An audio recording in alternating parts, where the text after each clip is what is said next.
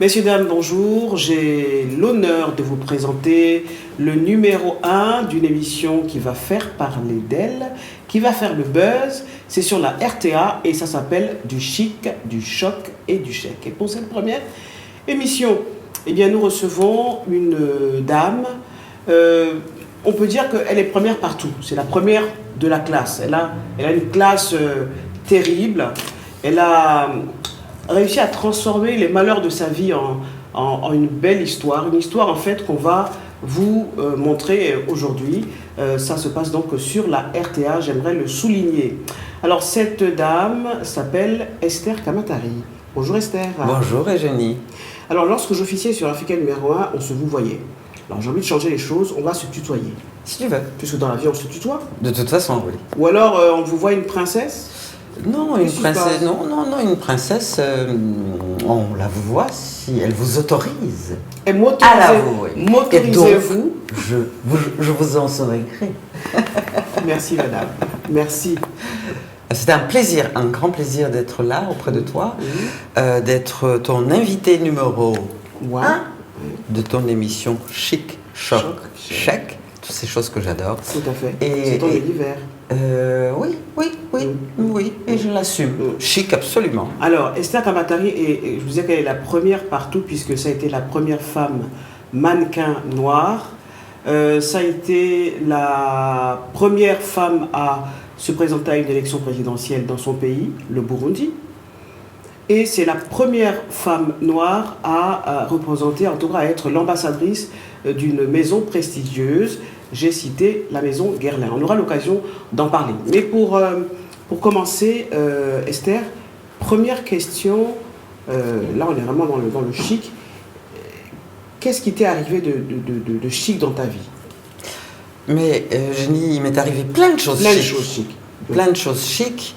Mais ce qui m'est arrivé de chicissime, on va dire, c'est à l'époque où j'étais mannequin, je travaille pour une agence très connue qui s'appelait Zoli. Je suis à New York et je vais être la première noire et très probablement la seule à faire une double page dans un magazine qui s'appelle Town and Country, qui est très américain, bien pensant, bien blanche. Quelle année, rappelle-moi? Je pense que ça doit être 79-80. Et je vais faire, une double page dans ce magazine. Et je crois que même Naomi Campbell n'a jamais fait une double page en rédactionnel dans ce magazine. Ça, c'est vraiment... Ça, c'est important. Ça, c'est important. Et après, je vais aussi partir... je vais être élue Miss Fashion. Et je vais partir en Australie. Je vais arriver à Sydney, il y aura des pancartes partout dans Sydney, comme si j'étais une énorme star, sur lequel il est marqué Welcome to the Princess Kamatari from Burundi. Quand on est à Sydney, je crois que c'est cool quand même. C'est cool. Ouais. Et ça, c'est un peu l'histoire de ta vie en fait. C'est que tu arrives quelque part, comme tu es arrivé ici, dans nos studios, et puis tu illumines l'espace, tu prends tout l'espace, tu t'assois et on a envie de t'écouter. On a envie que tu nous racontes ta vie, que tu nous déroules ta vie magnifique. Alors, une chose, je pense que c'est la pire des choses qui a été le choc de ta vie, c'est le décès de ton père. Absolument. Et pas n'importe qui quand même. Mon père, le prince Kamatari, le prince Ignace Kamatari, était le frère du roi Mwambutsa IV. L'avant-dernier grand, on peut dire même le dernier grand roi du Burundi. Assassiné en 1964. Il est assassiné en 1964, je dois avoir 13-14 ans. Et c'est un grand choc. C'est un grand choc parce que voilà, un monsieur qui mesurait 2,15 m. 2,15 m, qui était le prince, qui tout était à lui, quoi, presque. Beaucoup de respect, etc. On l'assassine et peut-être qu'à ce moment-là, je me rends compte d'une chose. J'apprends deux choses. L'humilité. Ma première leçon, ma première claque. Parce qu'on a beau être une princesse. Il vous arrive ce qui arrive au commun des mortels. Absolument. Mais on est enfant, on ne se rend pas compte. Et puis l'humilité, vraiment. Et que rien n'est jamais acquis. Donc on se remet en cause. Et puis surtout de se battre pour soi. On trace sa vie. Donc à ce moment-là, on n'attend pas que les autres vous apportent, on vous appelle pour vous dire, pour vous nommer. Non, non, non. À ce moment-là, je sais très exactement que je vais moi-même diriger ma vie. Tu vas être le maître de ta vie. Je vais être la maîtresse de ma vie, oui. Alors qu'est-ce qui se passe lorsque ton père décède? Tu dois quitter le Burundi, évidemment? Non, je ne dois pas quitter le Burundi, mais je crois, j'ai failli me tuer. J'ai failli me suicider parce que on m'a protégé de moi-même, parce que il incarnait beaucoup de choses, ton père. Ah, c'était la force, c'était la droiture, c'était l'exemple, c'était quelqu'un qui aimait infiniment les enfants, qui aimait les jeunes, qui respectait les anciens.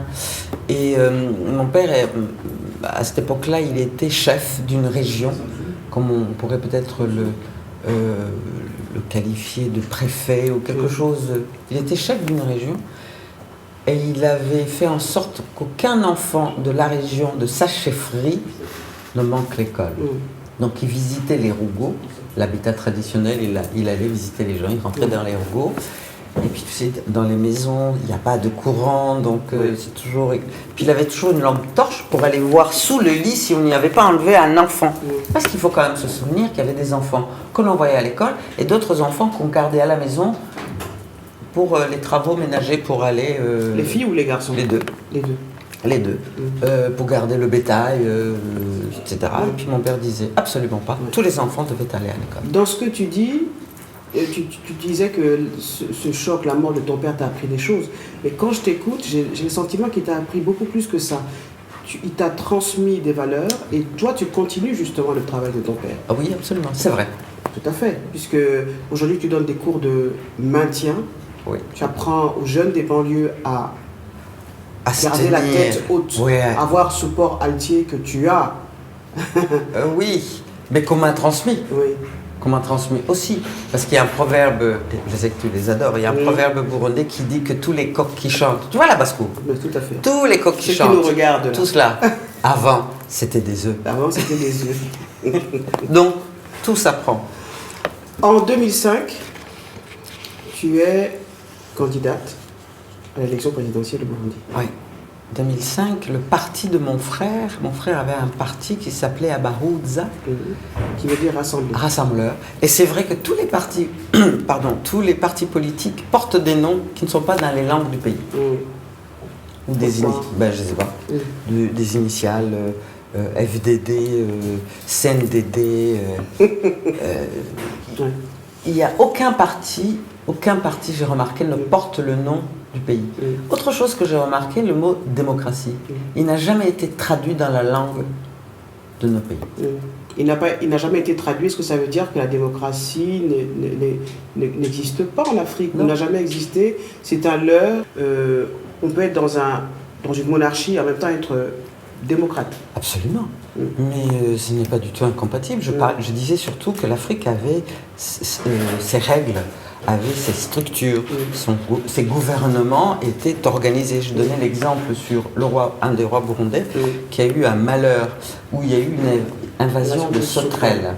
Donc sauterelles, ça veut dire la famine, etc. Et puis les gens se sont révoltés en disant non, le roi, depuis, etc.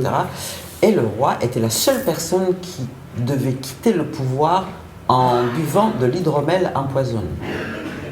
Pourquoi? Parce qu'il n'avait Pour céder le pouvoir.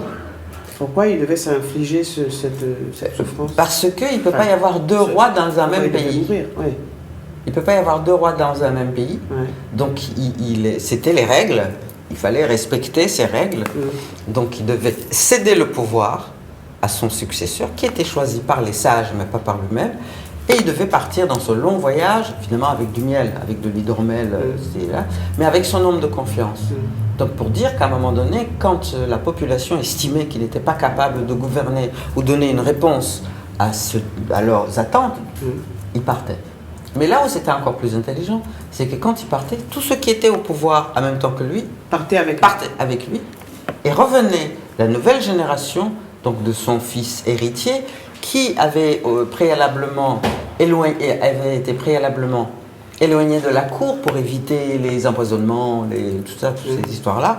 Et en même temps, tous les enfants de toute la composante burundaise de son âge partaient dans cette même école qu'avec lui. avec lui. Donc ils étaient formés ensemble. Alors j'ai le sentiment quand je t'écoute Esther que finalement quand j'écoute ton histoire, donc tu es une princesse issue d'une monarchie, j'ai l'impression que la vie est très dure là-bas. En fait c'est un univers impitoyable, un peu comme l'est l'univers de la mode. On aura l'occasion d'en parler dans la deuxième partie de cette émission qui s'appelle Du chic, du choc, du chèque, ou plus simplement Chic, choc, chèque. À très bientôt.